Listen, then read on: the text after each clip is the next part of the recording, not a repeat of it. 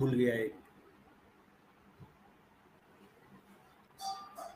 नमस्कार दोस्तों, मैं हूं दिनेश के वोरा। स्वागत है आपका न्यूज टाइम एसटीएस न्यूज के इस अंक में। दोस्तों, आज जिस विषय पर हम बात करने जा रहे हैं थोड़ा सा हटके है।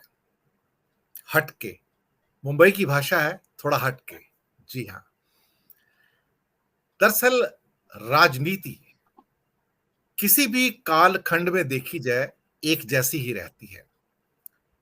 इतिहास के किसी भी कालखंड में आपको, मुझे लगता है कि एक चीज ऐसी है जो बड़ी कॉमन है, जिसका नाम है षड्यंत्र।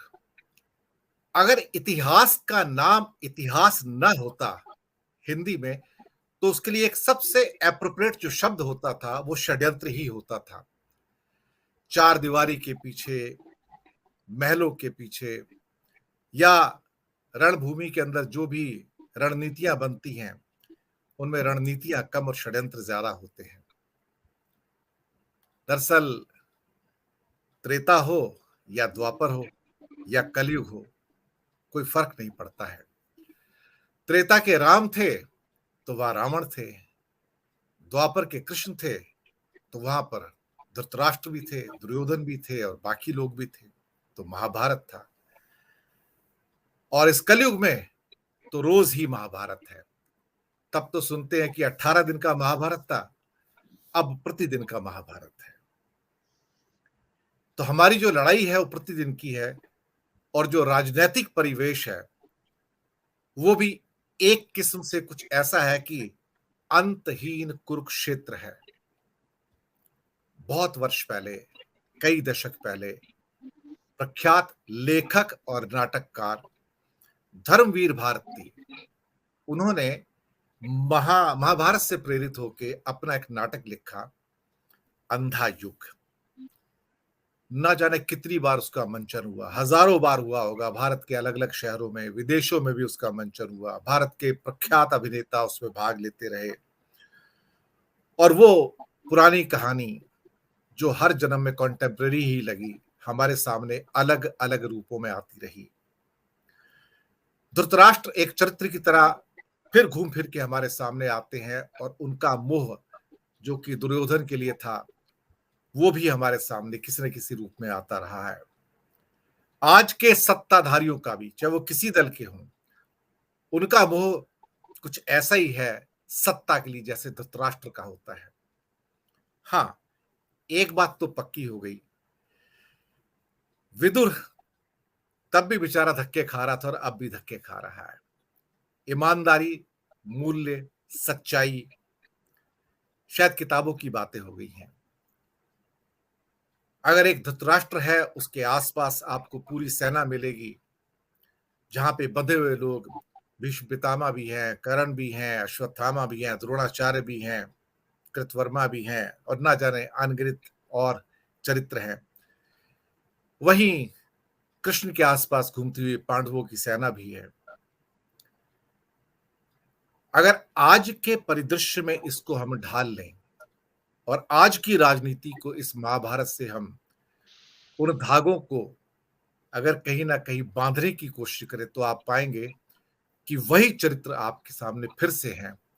भारत के हर राज्य में है, हर जगह पर है। फर्क सिर्फ इतना है, उनके नाम अलग है। युग तब भी अंधा था, युग अब भी अंधा है। इसी विषय पर बात करने के लिए आज हमारे साथ एक बहुत ही विद्वान पैनल मौजूद है।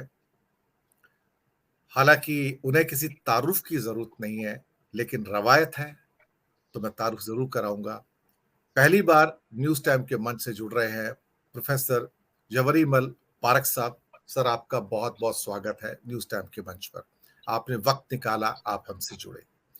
हमारे साथ हैं अमिताभ श्रीवास्तव जी। न्यूज टाइम पर अक्सर आप उनको देखते हैं, अपनी प्रखर वाणी से लोगों को लाभान्वित करते हैं। स्वागत है आपका। और साथ में है धनंजय कुमार जी, मुंबई से ही। स्वागत है आपका। राइटर एसोसिएशन के बड़ी क्लोजली जुड़े हुए हैं, खुद भी अच्छे राइटर हैं, और कहीं ना कहीं फिल्मों से जो उनका नाता है वो एक अभिन्न नाता है। हालांकि आज तीनों मेहमान जो हमारे साथ हैं, वो उनकी जो फिल्मों की जो चर्चा होती है विशेष रूप से सत्य हिंदी पर हर रविवार को, उसे मैं भी देखना नहीं भूलता और प्रेरित होता रहता हूँ। स्वागत है आप तीनों का। मैं अभी यहाँ पर प्रश्न कोई नहीं करूंगा, सबसे पहले मैं पारक साहब को आमंत्रित करूंगा। पारक साहब, हर युग में महाभारत होता है। द्वापर में तो 18 दिन का था, पर कलयुग में तो ये क्या कहते हैं कि महाभारत समाप्त होने का नाम ही नहीं लेता है, तो अंतहीन है, प्रतिदिन है, सुबह दोपहर शाम, हर मोहल्ले हर गली में जहां जाएंगे आपको द्रोणाचार्य, धृतराष्ट्र, दुशासन और द्रोणाचार्य आपसे टकरा जाएंगे। नहीं मिलता तो कोई कृष्ण नहीं मिलता जो उस अंधेरे में उजाले का प्रतीक हो।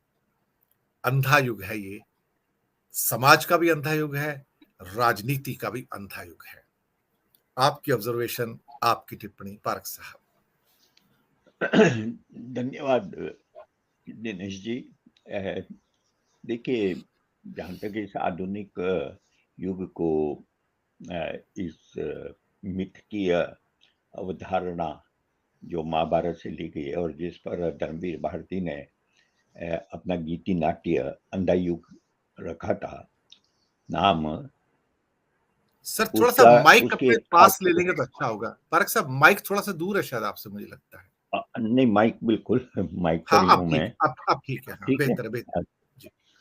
तो मेरा मैं ये कहना चाहता हूँ कि जिस समय 1954 में ये गीति नाट्य प्रकाशित हुआ था धर्मवीर भारती का, उसकी पृष्ठभूमि कुछ इस तरह की है कि उसे कुछ एक दशक पहले ही, बल्कि एक दशक से भी कम समय पहले विश्व युद्ध समाप्त हुआ था, दूसरा विश्व युद्ध।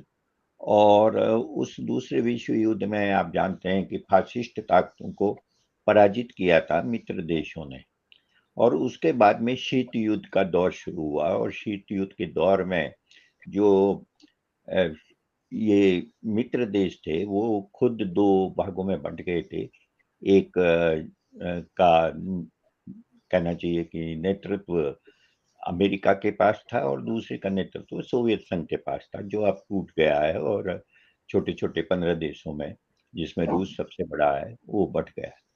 तो उस पृष्ठभूमि में उन्होंने ये नाटक लिखा था। और आप ध्यान दें तो कौरव और पांडव जो दो पक्ष हैं, वो दो पक्ष दरअसल उनके दिमाग में कहीं न कहीं वो समाजवाद और पूंजीवादी पक्ष हैं, जिसको वो इस रूप में देखते हैं। और बकौल धर्मवीर भारती के, उनके अनुसार ये दोनों पक्ष जो हैं, वो सत्य के पक्ष नहीं है। उनमें कई तरह की ऐसी चीजें हैं जिसमें ये नहीं कहा जा सकता कि लगता है कि एक पक्ष सत्य का है, लेकिन अगर हम उसमें युयुत्सु का जो कौरवों में से एक था जिसने पांडवों की तरफ से लड़ाई लड़ी थी, वो बाद में एक तरह से हताश हो जाता है और वो भी पाता है कि वास्तव में सत्य का कोई पक्ष नहीं है, सत्य किधर भी नहीं है। तो ये सत्य किधर भी नहीं है और इस तरह से दुनिया को दो शिविरों में बांट कर देखने का जो उस समय का माहौल था, वो उस माहौल से प्रेरित होकर उन्होंने लिखा था। अगर आपको थोड़ा धर्मवीर भारती के बारे में भी उनकी राजनीतिक जो समझ थी उसके बारे में जानकारी हो, तो वो वास्तव में सो कॉल्ड कम्युनिस्ट जो शिविर था वो उसके भी समर्थक नहीं थे और पूंजीवादी शिविर के भी समर्थक नहीं थे, और दोनों को गलत मानते थे, और उसी से प्रेरित होकर उन्होंने लिखा था। निश्चित रूप से वो एक बहुत ही प्रभावशाली गीति नाट्य था और बहुत जगह खेला गया जैसा आपने बताया। लेकिन उस समय भी इसको लेकर आलोचना हुई थी और मेरा मानना है कि उस युग को अंधा युग, 1954 में उस युग को अंधा युग कहना कोई बहुत उपयुक्त नहीं था। मिथकीय दृष्टि से तो कुछ भी कहा जा सकता है, एक आख्यान अगर आप बना रहे हैं तो कुछ भी कहा जा सकता है, लेकिन अगर आप ध्यान दें तो वो हिंदुस्तान केवल 9 साल 8 साल पहले बल्कि 7 साल पहले आजाद हुआ था, डेमोक्रेसी यहाँ स्थापित हो चुकी थी, नया संविधान बना था, नए संविधान के अंतर्गत जनता को नई तरह के अधिकार मिले थे, बराबरी की बात की जा रही थी, धर्मनिरपेक्षता की बात की जा रही थी, लोकतंत्र स्थापित हो रहा था। लोगों को पहली बार बहुत बड़े पैमाने पर सभी को, चाहे उच्च जाति का हो या निम्न जाति का हो, चाहे स्त्री हो या पुरुष हो और किसी भी इलाके में रहने वाला हो, उनको 1952 में पहली बार जो है वोट का अधिकार मिला था। और ऐसे समय में उन्होंने अंधा युग की कल्पना की। मेरा अपना विचार है कि धर्मवीर भारती का वो अंधा युग जो था, उस जमाने में तो पता नहीं, क्योंकि वो उस जमाने पर नहीं बल्कि उससे पहले सेकेंड वर्ल्ड वार के समय वो कहीं न कहीं ज़्यादा रिप्रेजेंट करता है। और हिंदुस्तान में भी नेहरू युग के अंदर चूँकि उस समय वामपंथी काफ़ी शक्तिशाली थे, तो हो सकता है उनके दिमाग में यह भी रहा हो।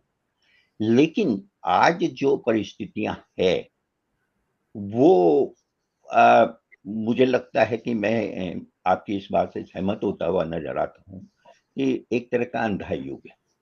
अंधा युग इस रूप में है कि हमें शायद जिस लोकतंत्र की स्थापना 75 साल पहले हिंदुस्तान में हुई थी और जिस लोकतंत्र पर के कारण एक धर्मनिरपेक्ष स्वयं संप्रभु जो गणतंत्र हमारे यहाँ स्थापित हुआ, वो आज खतरे में है। न वो केवल खतरे में है बल्कि उसके साथ जुड़ी हुई जो संस्थाएँ जो उस लोकतंत्र को मुमकिन बनाती है, संभव बनाती है, वो भी आज खतरे में है। और आशा की कोई किरण नज़र नहीं आ रही है। उसका कारण कृष्ण नहीं है। मैं नहीं मानता कि किसी कृष्ण के होने से कोई दुनिया बदल सकती है। अगर महाभारत में कृष्ण की भूमिका देखें, तो प्रभु या परात्पर तो वो थे, लेकिन वो मिथ के अर्थ में ही थे। कृष्ण या किसी एक व्यक्ति के अंदर अपनी सारी आशाओं को देखना जो है, मेरे अपने विचार में एक तरह का अलोकतांत्रिक सोच है और आज यही हो रहा है। आज वास्तव में एक ही नेता के पीछे पूरा देश ऐसा लग रहा है कि बस उसी से उम्मीद है और वही सब कुछ करेगा, जबकि धीरे-धीरे हर क्षेत्र के अंदर एक तरह का पतन, एक तरह का विनाश दिखाई दे रहा है। तो अंधा युग तो है और इससे भी मैं सहमत हूँ कि ये बहुत उम्मीद नहीं है।